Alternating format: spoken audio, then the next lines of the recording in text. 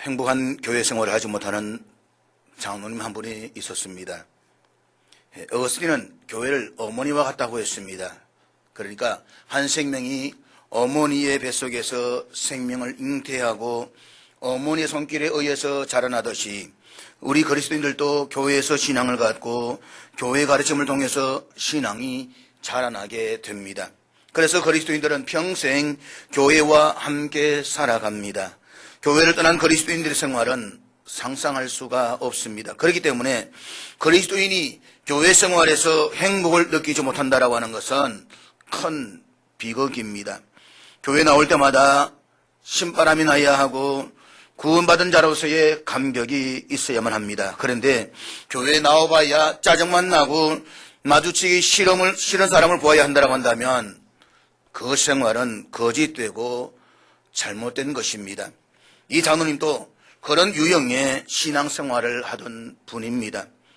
장로님이 이렇게 된 원인은 두 가지로 지적할 수가 있습니다. 첫째, 이 장로는 본래 어머니의 신앙을 그대로 물려받았습니다. 모태 신앙인 것입니다. 그런데 이 어머니는 모범적인 신앙생활을 하는 그런 그리스도인이 아니었습니다.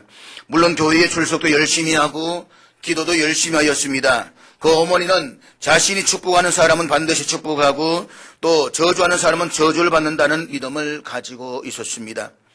이 어머니의 일상생활은 그렇게 본받을 만한 것이 못되었기 때문에 이웃들에게 손가락질을 받기도 하고 또 그릇된 말과 행동으로 주변에서 지탄을 받기도 했습니다. 이런 어머니 밑에서 신앙생활에 삐들을 잡았기 때문에 장로님의 신앙생활도 올바르지를 못했습니다. 말씀에 따라서 신앙생활을 돈독히 할 만한 성숙의 기회가 전혀 없었다는 것입니다. 둘째로 이 장로님은 마음속에 깊은 죄책감을 가지고 있었습니다. 그 원인은 이분이 성장하면서 어머니의 재산을 관리하게 되면서 발생하는 사건입니다. 그러니까 이 어머니는 굉장히 많은 재산을 소유하고 있었습니다. 그런데 이분은 어머니와 전혀 의논하지도 않고 어머니의 상당한 재산을 빼돌렸습니다. 그 일로 마음속에는 어머니에 대한 죄책감이 늘 있었습니다. 그러면서도 교회는 열심히 나갑니다. 여러분, 이런 교회 생활이 행복할 수가 있겠습니까? 그런데 장로님은 불만의 원인을 자기 자신에게서 찾기보다는 교회에 떠넘겼습니다. 자신에게 바른 말을 하는 사람이 미웠습니다. 올바른 신앙으로 이끌려고 하는 목사가 마음에 전혀 들지를 않았습니다. 그래서 자신의 교회 생활이 점점 나빠진다고 불평했습니다. 결국 장로님은 결론 내리기를 신앙생활을 하기 위해서는 자기 마음대로 운영할 수 있는 교회를 하나 세워야 되겠다라고 생각을 했습니다. 그래서 장로님은 개척교회를 세우기로 작정을 했습니다. 재산이 많으니까 먼저 교회 건물부터 지었습니다. 교인을 모으기 전에 교회부터 번듯하게 지었습니다. 그것도 자기 집 옆에 세웠습니다. 집 옆에 교회가 있으니까 마음 내킬 때 예배를 드릴 수가 있어서 정말 좋았습니다. 아쉬운 점이 있다면 목사가 없다는 것이었습니다. 지금까지 교회 생활을 했던 것을 되돌아볼 때에 모르는 사람을 데리고 와서 고생하는 것보다는 그래도 좀 잘 아는 사람을 목사로 세우는 것이 편하리라고 생각을 했습니다. 그래서 가만히 생각해 보니까 자기 아들 가운데 한 명이 그래 나름대로 성경도 좀 알고 기도도 좀 잘했습니다. 그래서 그 아들을 목사로 임명했습니다. 기쁘고 즐거웠습니다. 그런데 훌륭하게 지은 교회에서 예배를 드렸는데 늘 자기와 아들밖에 없는 것이 안타까웠습니다. 제대로 된 목사가 있어야 교인이 늘겠다라는 판단이 서자 장로님은 목사 한 사람을 구했습니다. 장로님 택한 목사님은 소속도 없이 이 교회 저 교회로 옮겨다니는 방랑자였습니다. 두 사람이 만나서 이야기를 나누는데 죽이 그렇게 잘 맞을 수가 없는 것입니다. 서로 불편하지 않는 관계에서 하고 싶은 대로 다 할 수 있겠다는 계산이 서로 맞아떨어졌습니다. 장로님은 장로님대로 목사를 부려먹을 생각을 했고 목사님은 목사님대로 누구에게도 구속받지 않고 그저 장로님 한 사람 비유만 잘 맞추면 편하게 먹고 살 수 있겠다라고 싶었습니다. 교회에 명물을 갖추자 교인도 한두 사람 생기고 예배도 활기가 넘쳐났습니다. 그러나 잘못된 동기로 시작한 교회가 잘 될 리가 없습니다. 교회 생활이 재미가 있어지는데 문제가 터졌습니다. 좀 더 큰 규모의 교회에서 이 목사님을 청빙했다는 것입니다. 원래 떠돌이 기질이 있었던 이 목사님은 어느 날 밤 장로님과 의논도 하지 않고 그 교회의 기구와 문서와 재산 일체를 다 가지고 다른 교회로 주행랑을 쳐버렸습니다. 결국 장로님이 세운 교회는 문을 닫았습니다. 여러분, 이런 장로님, 이런 교회를 여러분은 어떻게 생각을 하십니까? 지금까지 제가 한 이야기는 바로 오늘 본문의 내용을 가지고 각색한 이야기입니다.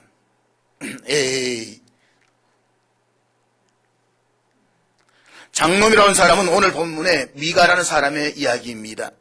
미가는 사사가 아닙니다. 사사시대에 그저 평범한 보통 사람입니다. 사사기 저자는 그 시대를 살았던 평범한 신앙을 통해서 그 시대 사람들의 의식 구조를 반영하고 있습니다. 저는 여러분들이 지금까지의 이야기를 들으면서 무언가 잘못되었다는 느낌을 받았을 것이라고 생각을 합니다.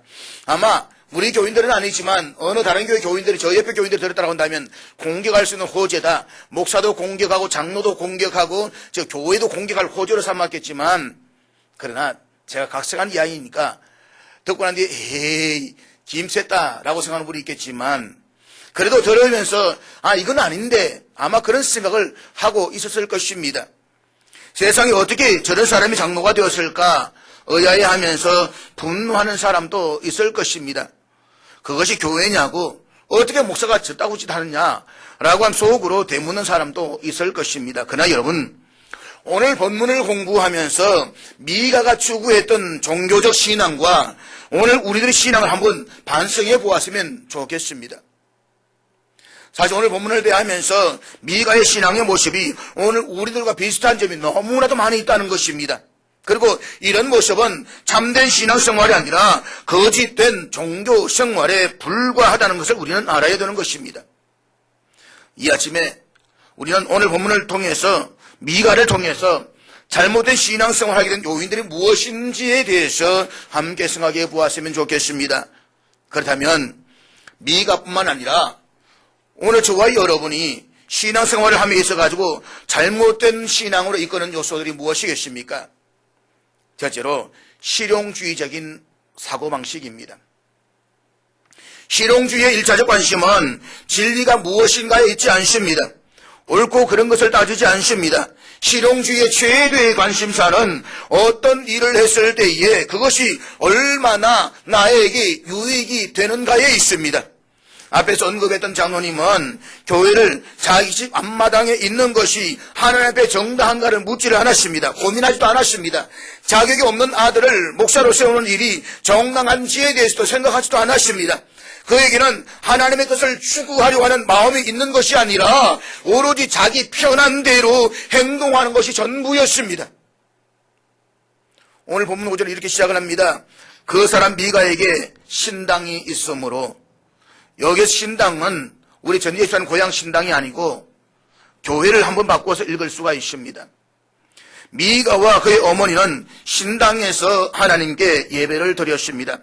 신당에 드라빔이라는 신을 만들어 놓은 것으로 보아서 다른 신을 예배할 수도 있겠지만 어쨌든 그들은 하나님을 예배하려는 생각을 가지고 있었습니다. 그런데 그 당시 하나님이 지정하신 예배 장소가 분명히 있었습니다. 오늘 넘어가서 18장 한번 보도록 하겠습니다.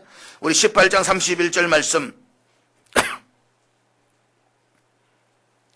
18장 31절 우리 한번 같이 읽도록 하겠습니다. 다 같이 읽습니다. 그 당시 하나님의 집은 실로에 있었습니다. 실로는 미가가 살고 있는 곳에서 그렇게 먼 곳이 아닙니다. 미가는 에브라임 산지에 살았는데 실로는 에브라임 지파 바로 지역에 있었다는 것입니다. 미가는 가까운 곳에 하나님을 집을 두고 있어도 더 가까운 곳을 찾았습니다. 그래서 자기 집 마당에다가 신당을 세웠습니다. 사람이 게을러지기 시작하면 한이 없습니다. 처음에 신앙의 감격이 끓어오를 때는 모든 예배 다 참석하면서 하나님을 사랑하고 감격합니다. 교회에 오는 것이 그냥 즐겁고 예배 시간이 은혜롭습니다. 그러다가 차츰 열정이 식어가면서 일주일에 3번, 일주일에 2번, 그러다가 나중에는 일주일에 1번 주일 아침에 얼굴만 빼고 기내 밀게 되는 것입니다. 성도들과 교제를 나누는 것을 귀찮아합니다. 미간의 신앙생활을 자기 편리 중심으로 추구하고 있는 것입니다. 하나님이 나에게 무슨 말씀을 하시고 어떻게 신앙생활을 해야 올바른 것인지를 전혀 묻지 않습니다. 단지 자신에게 편리하고 유익한 것만 염두에 두고 있는 것입니다. 사랑하는 여러분, 자본주의 사회에 깊이 뿌리박고 있는 철학이 바로 실용주의 철학입니다. 자본주의와 실용주의가 일맥상통하는 이유는 그 근본에는 하나님 중심의 신앙이 아니라 인간 중심의 편리주의인 것입니다. 거기에는 개인의 이기심이 자리 잡고 있습니다. 미가가 비뚤어진 신앙생활을 하기 위한 가장 중요한 동기는 결국 여기 이기심 때문이었다는 것입니다. 그렇다면 묻습니다. 오늘 여러분은 얼마나 하나님의 영광을 위하여 복음을 위하여 십자가를 지고 주님을 따르고자 하십니까? 혹여 여러분은 유익만 챙기려고 신앙생활을 하지는 않는지 한번 깊이 생각해 보십시오. 그리고 혹시 그런 모습이 나에게 있다고 한다면 하나님 앞에 회개하시기를 바랍니다. 인간의 행복은 소유에 있지 않습니다. 인간의 행복은 자기 존재의 가치를 발견하는 데 있습니다. 이기적인 사랑이 아니라 남을 돕기 위한 참된 사랑을 할 때에 행복은 시작되는 것입니다. 예수님을 믿으면 행복해지는 이유가 바로 여기에 있습니다. 예수님의 사랑을 받으면 자신을 진정으로 사랑할 수가 있습니다. 자기 존재의 가치를 발견할 수가 있기 때문인 것입니다. 그리고 이웃을 진정으로 사랑할 수가 있는 것입니다. 보십시오.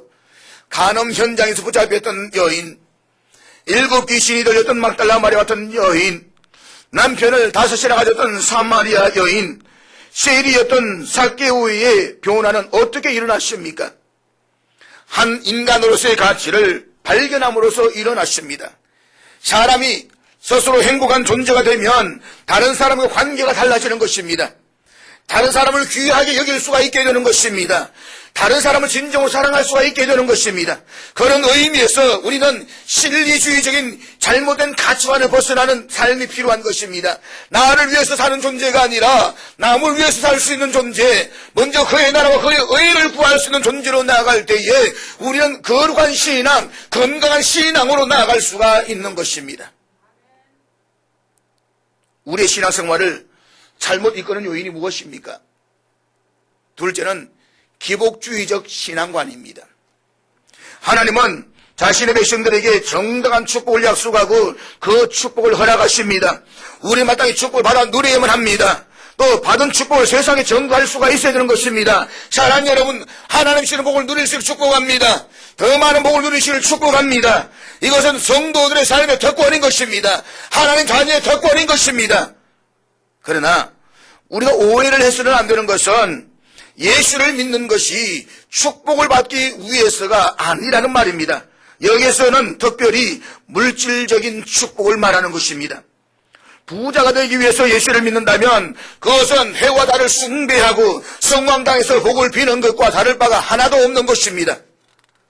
참신이신 하나님을 믿는 것이 아니라는 말인 것입니다. 이런 사람은 예수를 믿다가도 물질의 복이 없거나 자신의 재산에 문제가 있으면 언제든지 신앙을 버리고 저 신앙할 수 있는 사람들인 것입니다. 결국 이런 사람의 신앙은 무당을 불러다가 구슬하는 것과 교회에 나와서 기도하는 것이 같은 의미로 받아들여지고 있는 것과 다를 바가 전혀 없다는 것입니다. 우리 한국인의 의식 구조에는 신앙을, 재앙을 피하고 복을 받는 무속신앙이 자리 잡고 있습니다. 샤머니즘적인 기질들이 우리 심성 안에 다 있다는 것입니다. 그래서 하나님의 은혜로 예수를 믿고 구원을 받아도 신앙생활을 잘 못하는 경우가 허다하게 많이 있습니다. 그러나 기억하십시오.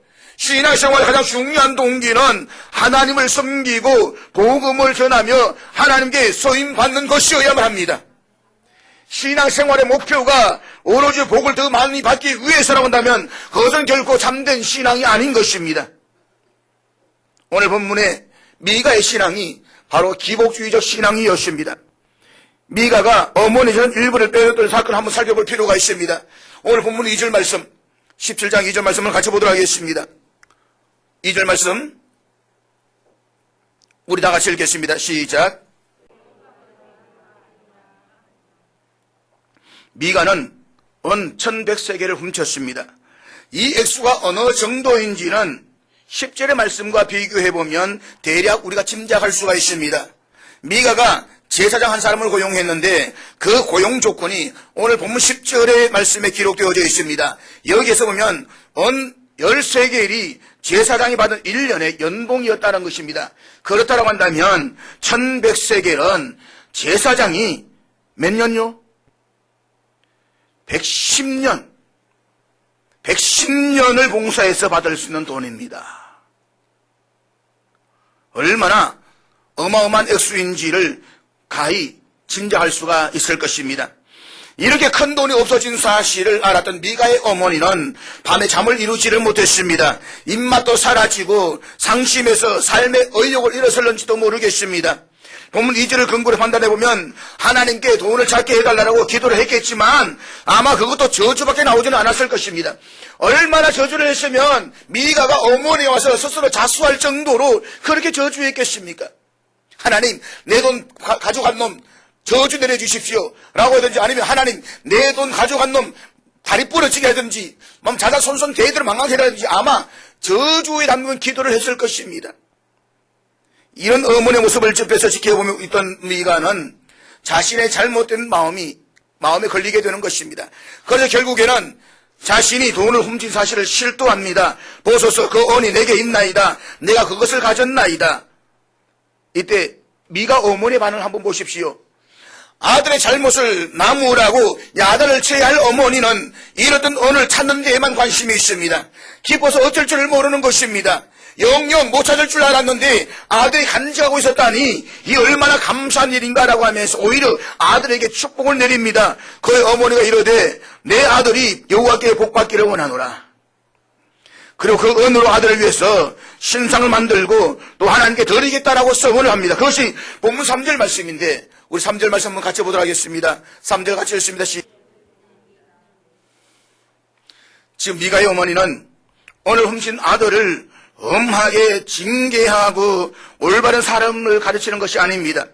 오히려 도둑질한 아들을 칭찬하면서 그를 위해서 신상까지 만들어줍니다. 뿐만 아니라 아들에게 복까지 빌어줍니다. 성경에 보면 자식에게 훈계와 채찍을 싫어하는 자는 자식을 미워하는 자라고 있습니다.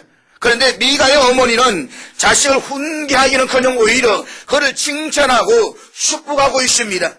자식을 망하게 하는 부모가 따로 있는 것이 아니라는 것입니다. 이런 그렇다 치더라도 4절의 말씀은 더 한심스럽다는 생각을 하게 됩니다. 4절 말씀 우리 같이 보도록 하겠습니다. 4절 다 같이 읽습니다. 시작. 미가가 그 은을 그의 어머니에게 도로 주었으므로 어머니가 그 은 200을 가져다 은장석에게 주어 한 신상을 새기고 한 신상을 부어 만들었더니 그 신상이 미가의 집에 있더라. 오늘 하나님께 바치겠다라고 해놓고서는 겨우 은 200만 썼습니다. 하나님께 다 바치겠다라고 서운을 해놓고서는 은 1100세겔 가운데서 200세겔만 드렸습니다. 어머니의 신앙과 그 됨됨인가 어떠한가를 우리는 여기서 알 수가 있는 것입니다. 아들이 어머니의 재산을 훔친 것처럼 어머니는 하나님의 것을 도둑질한 셈이 되는 것입니다. 이래서 가정교육이 중요한 것입니다. 미가는 가정에서 정직을 배우지를 못했습니다. 올바른 신앙을 지도받지도 못했습니다. 도둑질을 하고서도 칭찬과 축복의 말을 들었습니다. 그렇기 때문에 이후의 삶에서도 계속해서 거듭된 길로 나아가게 되었던 것입니다. 미가는 자신의 아들을 제사장으로서 우기도 하고 또들이 레위인을 자기 집 제사장으로 고용하기도 하면서 그런 잘못을 저질렀던 것입니다. 본문 13절에 보면 미가의 속마음이 그대로 드러나 있습니다. 우리 13절 말씀 한번 같이 읽도록 하겠습니다. 같이 읽습니다. 시작. 미가는 교회의 겉모습만 갖추면 하나님께서 복을 내리실 것이라고 믿었습니다. 복을 받기 위해서 신당을 짓고 제사장을 두었습니다.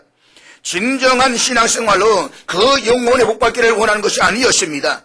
하나님께 찬양과 영광을 돌려드리기보다는 자신의 생활에 유익을 얻고 복을 받기 위해서 하나님을 섬겼던 것입니다. 여러분, 이것이 선광당에 가서 복을 비는 것과 무엇이 다르냐는 것입니다.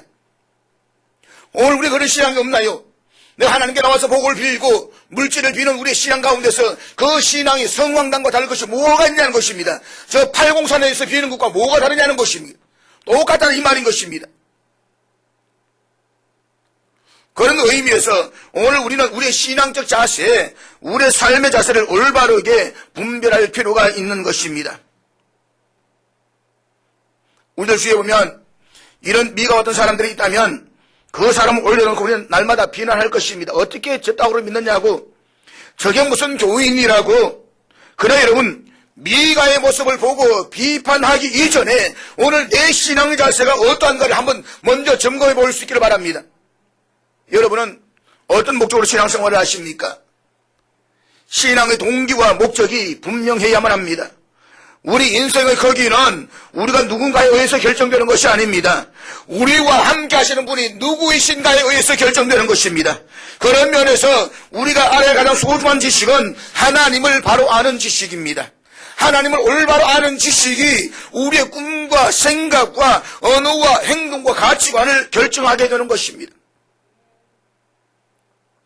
우리의 미래를 결정하는 것도 우리가 믿는 하나님에 대한 지식에 달려져 있습니다. 우리가 경험한 하나님의 크기가 우리의 미래를 결정합니다. 그런 의미에서 인생에서 가장 위대한 만남은 하나님을 만나는 것입니다. 하나님을 만나십시오. 하나님 만나면 내 인생이 바뀌어지는 것입니다. 하나님 만나면 내 가치관이 바뀌어지는 것입니다. 하나님을 만나면 내 생각의 모든 것이 바뀌어지게 되는 것입니다. 가장 위대한 결단은 그래서 하나님을 믿는 것입니다. 그러나 바로 믿으십시오. 똑바로 믿으십시오. 미가처럼 기복주의적인 신앙은 버리시기를 바랍니다. 우리의 신앙생활을 잘못된 길로 이끄는 요인이 무엇입니까? 셋째로 내용이 없는 형식적인 생활이었습니다. 하나님을 섬기는 교회 건물이 있고 그 교회에서 여러 가지 의식을 행하는 것은 신앙을 표현하는 방법입니다. 그러나 이것은 형식인 것입니다. 문제는 내용은 없이 형식만 있다고 한다면 그 형식은 빈 껍데기에 불과한 것입니다. 마태복음 23장 27절에 보면 예수님께서 형식만을 중요시하는 바리새인들을 이렇게 경고하셔서 우리는 기억해야만 합니다. 우리 한번 앞에 있는 걸 같이 읽도록 하겠습니다. 같이 읽습니다. 시작. 사랑하는 여러분, 형식이 우리의 신앙생활을 보장하지 못합니다. 화려한 교회, 엄숙한 의식, 장엄한 예배가 필요하기는 하겠습니다. 그렇지만 기억하십시오. 내용이 빠져버린 믿음은 윗선인 것입니다. 그것은 거짓인 것입니다. 내가 하나님 믿는다고 말하지만 그 믿음에 내용이 없다고 한다면 그 믿음은 우리에게 아무리 역사도 이루어지지 못하는 것입니다. 미가와 그의 어머니는 형식을 갖추는 데는 신경을 썼습니다. 그렇지만 정작 중요한 믿음은 소홀히 했습니다. 신당을 짓고 아름다운 신상을 세우고 제사장을 두는 것이 그들의 주안점이었습니다. 삶 가운데서 어떻게 바른 신앙을 살아야 하는지에 대한 진지한 문제는 그들의 고민거리가 아니었다는 것입니다. 교회가 신앙의 내용을 상실하면 그 교회는 죽은 것이나 다름이 없습니다.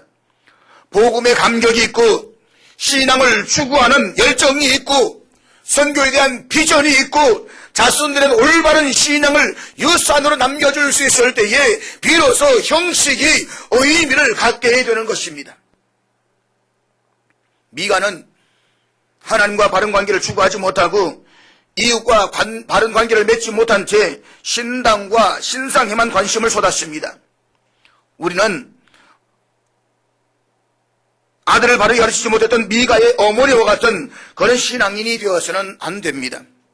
스스로 신앙의 본을 보여서 자녀들이 대대손손 하나님을 경외하며 살도록 해야 되는 것입니다. 정말 하나님이 원하시는 삶이 어떤 것인지를 깨달아 알게 하고 그분의 말씀대로 살아가도록 부지런히 가르쳐야 되는 것입니다. 사랑하는 여러분, 교회에 출석하는 것이 전부가 아닙니다. 직분이 그의 신앙을 증명해 주는 것도 아닌 것입니다. 하나님과 어떤 관계를 맺느냐가 훨씬 더 중요합니다. 저는 의식 무용론을 주장하는 것이 아닙니다. 의식은 필요합니다. 형식도 필요합니다. 그러나 더 중요한 것은 그것을 담고 있는 내용이라는 사실인 것입니다. 형식이 그릇이라고 한다면 그 그릇에 무엇이 담겨 있느냐에 따라서 그릇의 가치가 드러나게 되는 것입니다. 하나님이 기뻐하시는 삶을 사는 것이 신앙생활의 목표가 되어야만 합니다. 예배 시간에 교회에 와서 예배를 드리고 하는 것으로 하나님 복 주시기를 바라는 것은 미신의 차원입니다. 가게를 개업할 때에 목사님이 와서 예배를 드렸으니까 장사가 잘 될 것이라고 생각하는 것은 복받을 만한 자세가 아닙니다. 계명대학교에 보면 교목실장 되시는 이 황재범 목사님이 계십니다. 이분이 늘 고민 중에 있는 중에 하나가 무슨 행사를 할 때마다 불러서 기도해달라는 것입니다. 그런데 그 기도해달라는 교수들이 보면 예수 안 믿는 교수들인 겁니다. 그런데도 기도해달라는 겁니다. 기도하고 난 뒤에 늘 이야기 던집니다. 오늘 교목실장님, 목사님께 기도하셨으니까 이번 행사 잘 될 것입니다. 그러니까 뭐 때문에 이거는 전부 다 교목실장 기도 잘못했다는 겁니다. 이것 때문에 갈 때마다 얼마나 번민한지 모른다는 것입니다. 그건 기복신앙인 것입니다. 하나님 앞에서 정직하게 일하고 이웃을 섬기는 자세로 진지하게 사업을 경영할 때에 하나님께서 나에게 복을 주실 수가 있는 것입니다. 미가의 잘못된 신앙의 종말 한번 보시기를 바랍니다. 오늘 본문장 넘어가서 18장 18절 19절 말씀 한번 보도록 하겠습니다. 18장 18절 19절 우리 같이 읽겠습니다. 시작. 그 다섯 사람이 미가의 집에 들어가서 그 새긴 신상과 에봇과 드라빔과 부어 만든 신상을 가지고 나오매 그 제사장이 그들에게 묻되 너희가 무엇을 하느냐 하니 그들이 그에게 이르되 잠잠하라 내 손을 입에 대라 우리가 함께 가서 우리의 아버지와 제사장이 되라 내가 한 사람의 집의 제사장이 되는 것과 이스라엘 한 지파의 한 족속의 제사장이 되는 것 중에서 어느 것이 낫겠느냐 하는지라. 단 지파 사람들이 미가의 제사장을 자기네 지파의 제사장으로 데리고 가려고 설득하고 있는 장면입니다. 한 집안의 제사장이 낫겠습니까? 한 지파의 제사장이 낫겠습니까? 아니 좀 더 쉽게 보면 한 10명 모이는 교회의 목사가 낫겠습니까? 10,000명 모이는 교회의 목사가 낫겠습니까? 왜 내 손 떨지 마십시오. 우리 최 집사님 솔직하게 이야기하시는데 솔직하십시오. 저도 10명보다는 10,000명 교회 목사가 더 나을 것입니다. 틀린 말인가요? 그게 사람 마음 아닌가요? 오늘 이걸 이야기하고 있는 것입니다.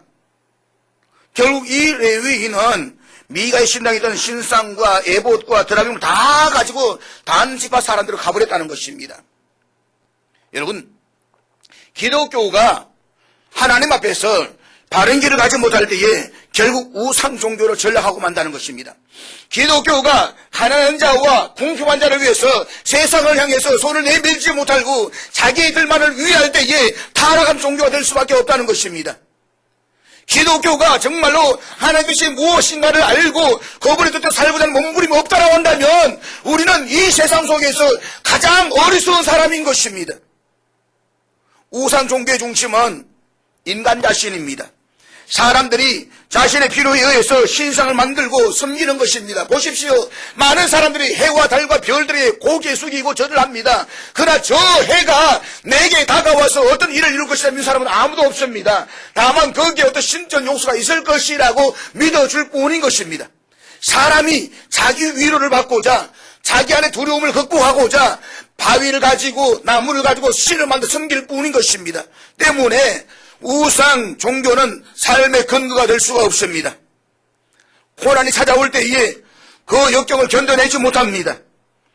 복받기만을 바라던 사람에게 축복이 아닌 고통이 찾아올 때에 그 빈 껍데기뿐인 신앙은 드러나게 되는 것입니다.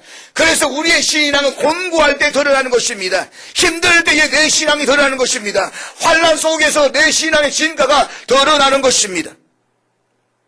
신앙의 내용이 없이 자기의 유익만을 추구하고 복받기만을 받아서 종교 형식을 지키는 사람들은 마치 바람에 나는 겨우와 같다는 것입니다. 사랑하는 여러분, 미가의 모습을 통해서 오늘 우리의 신앙을 한번 점검해 보았으면 좋겠습니다. 그래서 껍데기뿐인 신앙이 아니라 내용과 형식을 갖춘 신앙인으로 살아갈 수 있기를 바랍니다. 그리고 바른 믿음, 바른 신앙을 가지고 하나님이 기뻐하시는 자의 삶을 살아갈 수 있기를 주의 이름으로 축복합니다. 기도하겠습니다. 하나님 아버지,